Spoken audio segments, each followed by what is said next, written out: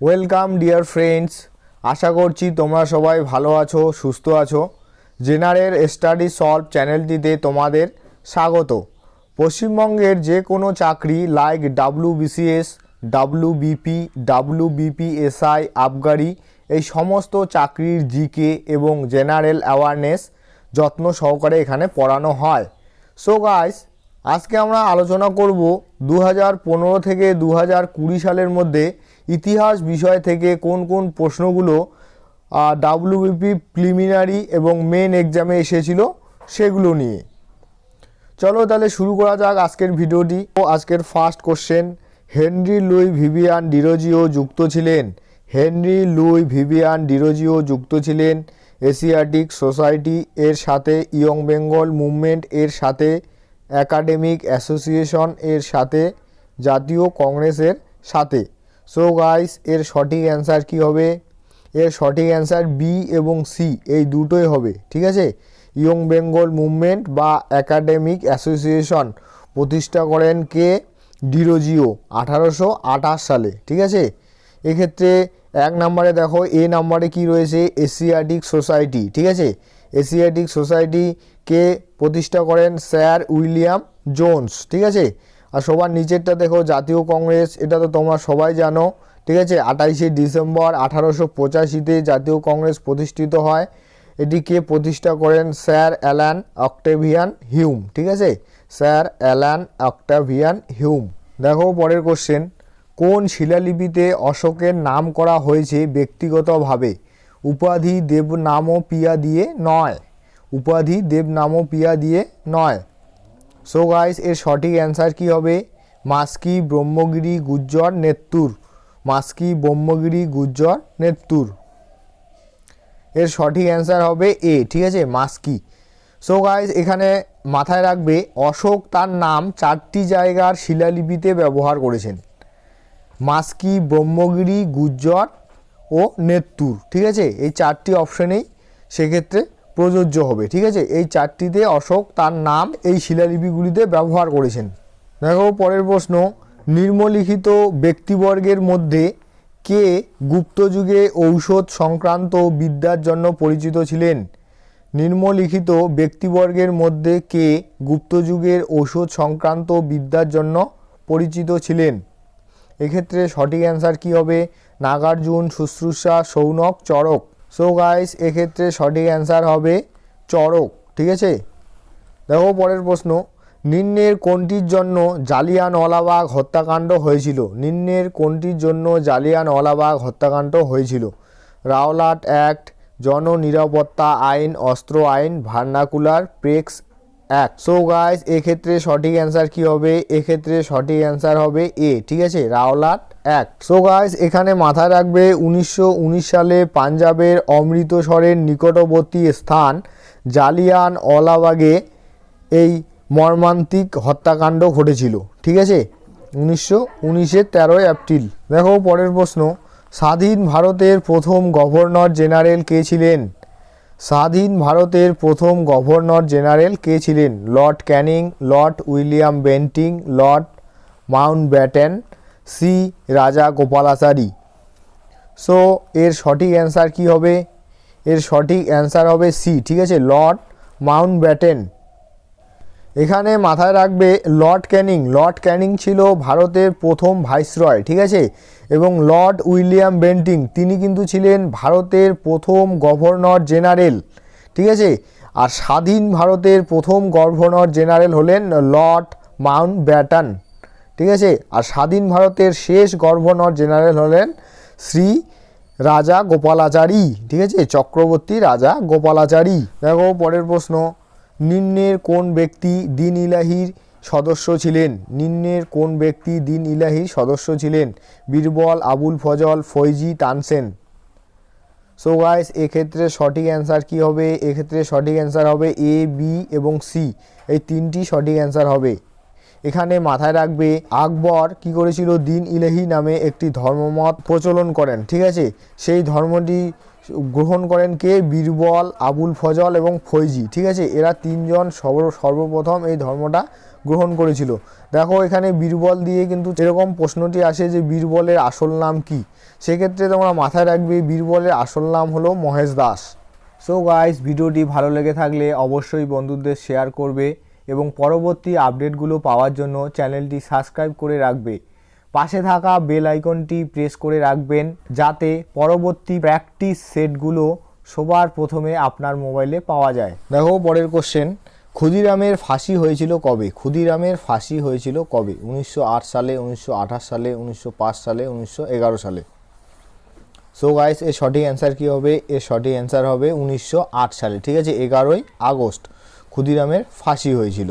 দেখো পরের কোশ্চেন, কোন মুঘল সম্রাট জিন্দাপীর বা জীবন্ত সাধু নামে পরিচিত ছিলেন? কোন মুঘল সম্রাট জিন্দাপীর বা জীবন্ত সাধু নামে পরিচিত ছিলেন? আকবর, ঔরঙ্গজেব, জাহাঙ্গীর, শাহজাহান। আকবর, ঔরঙ্গজেব, জাহাঙ্গীর, শাহজাহান। এক্ষেত্রে সঠিক অ্যান্সার কী হবে? এক্ষেত্রে সঠিক অ্যান্সার হবে ঔরঙ্গজেব। ঠিক আছে, ঔরঙ্গজেবকে জীবন্ত সাধু বা জিন্দা পীর বলা হয়। দেখো পরের কোশ্চেন, কোন আন্দোলনের সময় থেকে বল্লভভাই প্যাটেল সর্দার নামে ভূষিত হন? কোন আন্দোলনের সময় থেকে বল্লভভাই প্যাটেল সর্দার নামে ভূষিত হন? স্বদেশী আন্দোলন, আইন অমান্য আন্দোলন, ভারত ছাড়ো আন্দোলন, বরদৌলি আন্দোলন। এক্ষেত্রে সঠিক অ্যান্সার কি হবে? সো গাইস, এক্ষেত্রে সঠিক অ্যান্সার তাহলে কি হবে? এক্ষেত্রে সঠিক অ্যান্সার হবে ডি। ঠিক আছে, বরদৌলি আন্দোলন। এখানে মাথায় রাখবে 1928 সালে ভূমি রাজস্ব না দেওয়ার প্রতিবাদ আন্দোলন গুজরাটের বরদৌলিতে সংগঠিত হয় বল্লভভাই প্যাটেলের নেতৃত্বে। সাফল্য লাভের পর তিনি সর্দার উপাধি পান। ঠিক আছে, এটি মাথায় রাখতে হবে। দেখো পরের question, servant of India society কে প্রতিষ্ঠা করেন? সার্ভেন্ট অফ ইন্ডিয়া সোসাইটি কে প্রতিষ্ঠা করেন? Gopal Krishna Gokhale, Annie Besant, Dadabhai Naoroji, Debendranath Tagore. So guys, এক্ষেত্রে সঠিক অ্যান্সার কী হবে? এক্ষেত্রে সঠিক অ্যান্সার হবে এ। ঠিক আছে, গোপাল কৃষ্ণ গোখলে। এই Gopal Krishna Gokhale servant of Indian society প্রতিষ্ঠা করেন। দেখো পরের কোশ্চেন, কোন গভর্নর জেনারেলের আমলে ব্রিটিশ শাসিত ভারতবর্ষের প্রতিটি থানা সাব ইন্সপেক্টরের অধীনে পরিচালিত হওয়া শুরু হয়?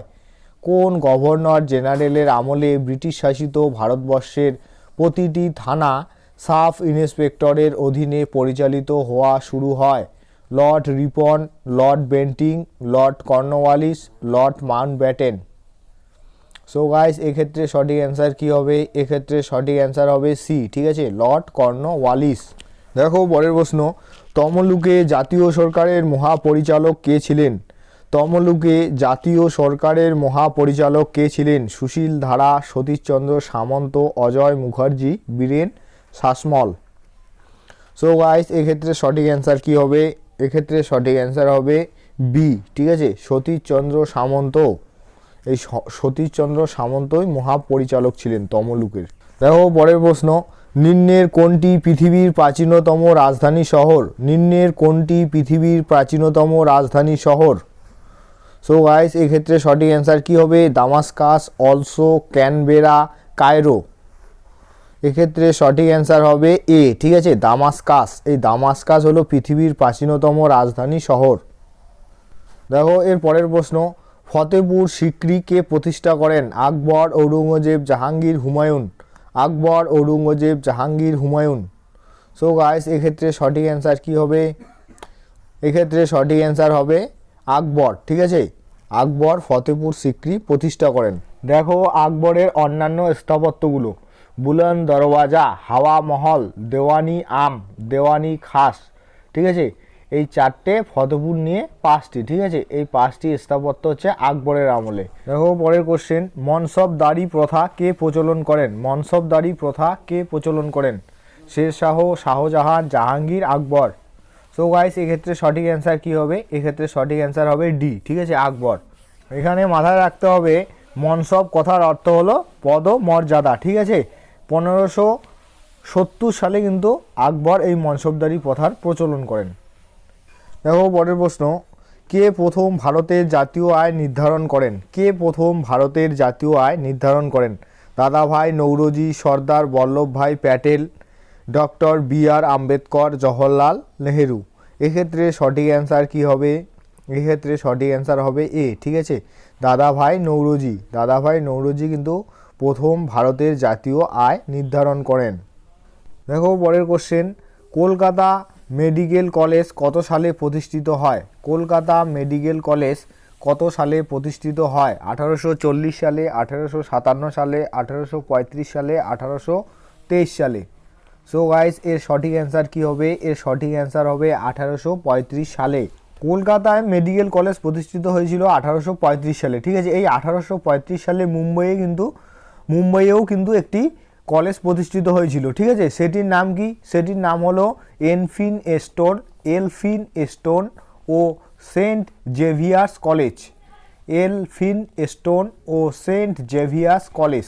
দেখো পরের কোশ্চেন, বিক্রমশিলা বিহার ও উদন্তপুরী বিশ্ববিদ্যালয় স্থাপন করেন কে? বিক্রমশিলা বিহার ও উদন্তপুরী বিশ্ববিদ্যালয় স্থাপন করেন কে?